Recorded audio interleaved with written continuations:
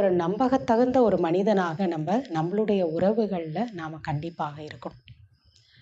எப்படி நம்ம இறைவன்கிட்ட ஒரு உண்மையான ஒரு சம்மந்தம்ங்கிறது நமக்கு இருக்கும். அப்படின்னா ஏன்னா அவர்கிட்ட எதையுமே நம்ம மறைக்க மாட்டோம். நம்ம தவறு செய்தாலும் நம்ம சொல்லிடுவோம். என்ன கஷ்டம் நமக்கு இருந்தாலும் அவர்கிட்ட நம்ம சொல்லுவோம். என்ன வேணும்னாலும் அவர்கிட்ட நம்ம கேட்போம். அப்போ உள்ளும் புறமும் நம்ம ஒரே போல இருக்கிறது. அதே போல தான் நம்ம கூட இருக்கக்கூடிய மனிதர்கள் கிட்ட கூட நம்ம உள்ளும் புறமும் நம்மளுடைய உணர்வுகள்ல, நம்மளுடைய பேச்சுல, நம்ம செய்யக்கூடிய செயல்கள்ல ஒரே போல நம்ம இருக்கும்போது, ஒரு நம்பிக்கைக்கு பாத்திரமான ஒரு மனிதனாக, ஒருத்தருக்கு உண்மையான ஒரு உறவாக நம்ம இருக்கும்போது, அதுல நமக்கு நெறைய ஆசீர்வாதம் கிடைக்கும். அப்படி நாம இருந்தோம் அப்படின்னா, நம்மை சுற்றி நமக்கு கிடைக்கக்கூடிய ஒரு உறவுகள் கூட, அப்படி ஒரு நம்பகத்தகுந்த ஒரு உண்மையான உறவாக இருக்கும். அந்த உண்மையான உறவுகள் வாழ்க்கையில பெரிய சப்போர்ட், ஒரு பெரிய